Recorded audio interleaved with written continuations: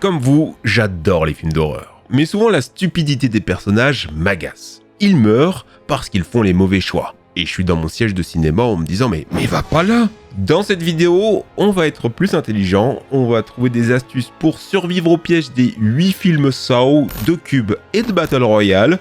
Comme ça, si ça vous arrive un jour, vous saurez comment filouter. Comment survivre au piège de Saw. Saw est un monument de l'horreur. 8 films qui mettent en scène des personnages piégés dans des mécanismes mortels qui doivent résoudre les puzzles sadiques d'un tueur. S'ils échouent, ils meurent, et c'est généralement ce qui se passe. Les pièges les plus célèbres de la franchise, ce sont les masques de la mort. Celui du film 2 est particulièrement intéressant. Tu te retrouves avec un masque plein de clous, et la clé a été cachée derrière ton œil.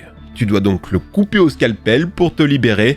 Le personnage n'en a pas le courage. Sauf qu'il y avait plein d'autres possibilités. Il pouvait mettre sa tête entre les 2 tuyaux, comme ça le masque se serait coincé, ou utiliser un parping entre les 2 fermetures et ça l'aurait bloqué. Une fois fait, avec le scalpel, il aurait pu couper les cordes en cuir, et voilà, tu serais encore en vie mon gars. Il y a une variante à ce masque qu'on retrouve dès le premier film, c'est l'iconique piège à loup inversé. Tu as 2 plaques en fer dans la bouche. Si la trappe s'ouvre, ta mâchoire va passer un sale quart d'heure.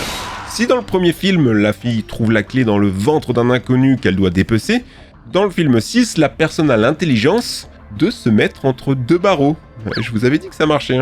Il y a plusieurs vidéos sur internet qui analysent en détail chacun des 52 pièges des différents films Saw, et à chaque fois, ils trouvent des solutions simples pour s'en sortir. Ils ont presque tous un énorme problème qu'aucun personnage ne voit. Prenez la tordeuse. L'homme qui est attaché a tué un petit garçon lors d'un accident de voiture. Le petit garçon en question, c'est celui du héros de ce film. Aïe, la machine va faire tourner et disloquer chacun de ses membres, un à un, petit à petit, dans d'atroces souffrances. Pour le sauver, le héros doit mettre son bras dans un tube en verre où se trouve la clé attachée à la détente d'un fusil. S'il tire sur la clé, il perd son bras, mais sauvera un homme. Bon, oubliez ce dilemme, l'astuce ici, c'est tout simplement de couper l'électricité. Les fils sont bien visibles, et si on n'arrive pas à les couper, on peut aussi bloquer l'engrenage avec un objet ou un vêtement. Et quand tu vois ça, la plupart des pièges de Saw tombent à l'eau. La machine qui tire les cheveux jusqu'à t'arracher le crâne tire une balle dans la prise électrique ou coince un objet dans les engrenages. Le casque qui te broie la tête si tu te coupes pas toi-même le bras coupe plutôt la prise électrique ou coince un objet dans les engrenages. Alors ok, il y a le stress, c'est du cinéma, mais les victimes, elles méritent. Elles sont gogoles. Par exemple, la fosse aux seringues. Cette famille est jetée, elle doit trouver une clé parmi toutes les aiguilles qui lui transpercent le corps. C'est horrible. Ça met des frissons dans la colonne vertébrale, on est d'accord, mais au lieu d'y aller à main nue, enroule ta main avec une des couvertures un peu partout dans la pièce. Quand tu dois plonger ta main dans un bocal d'acide pour récupérer une clé, renverse-le, tout simplement. C'est juste attaché par des chaînes.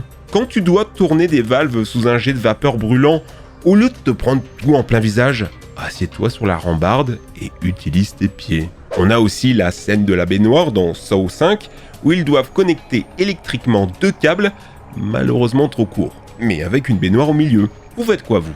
Leur solution? Tuer quelqu'un et s'en servir comme conducteur. Super! Sauf qu'il aurait juste fallu mouiller vos vêtements et les connecter à la baignoire. Pourquoi faire compliqué? Mais pour moi, la pire solution trouvée à un piège, c'est le fameux cube aquatique. De l'eau le remplit, il va se noyer. Que fait le personnage? Il se perce la gorge avec un stylo pour pouvoir respirer. Ah, ça marche, mais avec tes mains libres, il aurait juste fallu appuyer sur le caoutchouc pour évacuer l'eau, voire le percer avec le stylo plutôt. Je vous l'ai dit, ils sont pas fufutes, on compte 81 morts dans les 8 films de la série, ils auraient mieux fait de regarder cette vidéo. Comment survivre au Battle Royale? Des films Hunger Games aux jeux vidéo Fortnite, la mode des Battle Royale est un succès mondial. À l'origine de tout ça, un film japonais des années 2000, Battle Royale.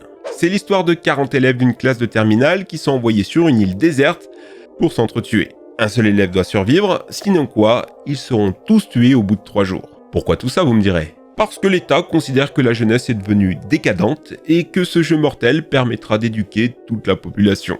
Méthode japonaise. Alors, imaginons que vous vous retrouvez dans cette situation. Que faire? Déjà, on peut s'attarder sur un point essentiel, le collier explosif. Celui-ci est activé via satellite ou simple télécommande, ce qui implique une communication électromagnétique. Or, c'est relativement facile à bloquer, avec une cage de Faraday bricolée avec du grillage ou simplement de l'aluminium enroulé autour. Impossible de l'enlever, il exploserait. L'aluminium vous permettra juste de jouer contre la montre et d'attendre 3 jours.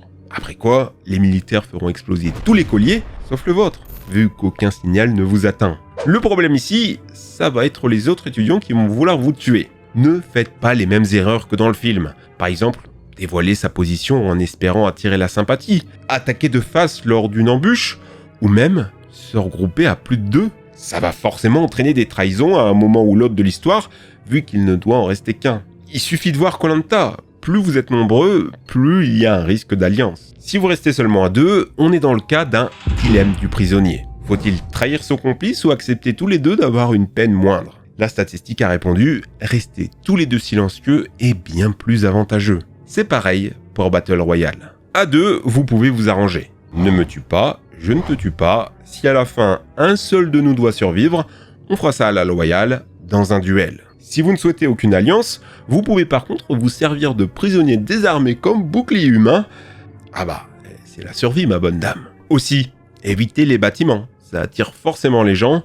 Préférez des abris camouflage construits dans la forêt, ce qui vous permettra d'être proche des sources d'eau et de nourriture. Le film Hunger Games, bien qu'assez proche de Battle Royale, va ajouter un élément supplémentaire, la corne d'abondance. Au début du jeu, vous avez le choix entre courir pour récupérer des armes au centre ou courir vous cacher. Que faire? Des gens ont calculé pour vous à partir des statistiques du film. Si vous foncez vers la corne d'abondance, vous avez 40% de chance de mourir. Partez plutôt vous cacher, attendez que les gens partent et revenez chercher des armes si vous en avez besoin. Hunger Games est beaucoup plus basé sur la survie. Si vous la jouez défensif, vous augmentez vos chances de survie. Soyez solo, soyez campeur, tout ce que les joueurs de Fortnite adorent. Comment survivre au cube? Cube est un film que j'aime beaucoup.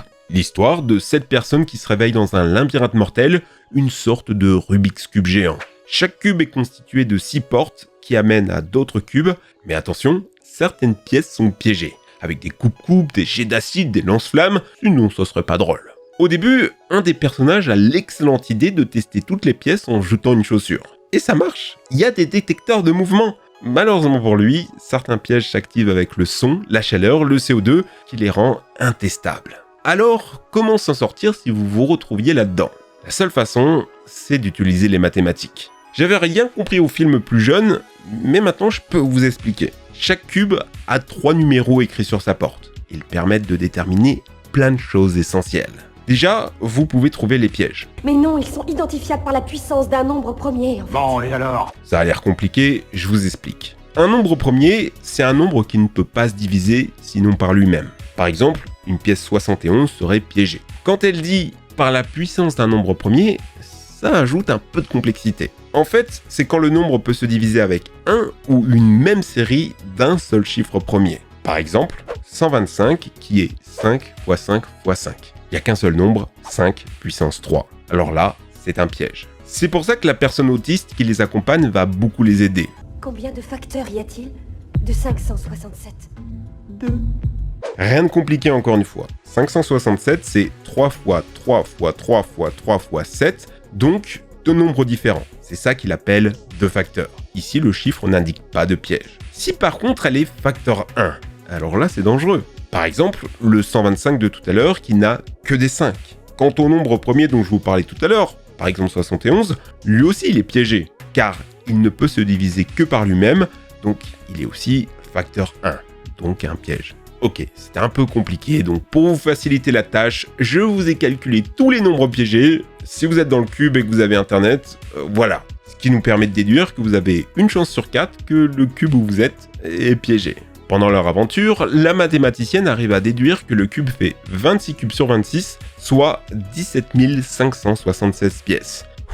Comment vous faites pour vous sortir de tout ça? Là encore, faut utiliser les 3 numéros sur les portes. Ce sont en fait les coordonnées X, Y et Z du cube. En additionnant les chiffres, vous trouvez la position. En les soustrayant nombre par nombre, vous trouvez le mouvement du cube. Car oui, comme dans un Rubik's Cube, c'est en perpétuel mouvement, mais ça finit toujours par revenir à sa position initiale. que tu peux déduire en analysant les chiffres des pièces voisines et en les comparant. Ton but, c'est de trouver un cube avec le chiffre 999, qui code pour une position 27, donc en dehors du cube qui en fait 26. 999, c'est aussi le mouvement 0, c'est donc une pièce fixe. Et ça, ils finissent par le trouver, non sans quelques morts au passage. Alors je sais, c'était complexe, le film a été réalisé par un mathématicien, donc plein de très bons vidéastes scientifiques comme LJ se sont amusés à calculer tout ça, et à te faire fumer le cerveau. Alors, est-ce que cette vidéo va vous aider à survivre à un film d'horreur? Dites-moi en commentaire votre favori, j'essaierai de voir si on peut faire un petit guide de survie. Pensez à vous abonner à la chaîne, on a atteint les 2 millions d'abonnés récemment. Merci beaucoup. Aussi, likez et partagez, c'était Trash. Allez les amis, ciao!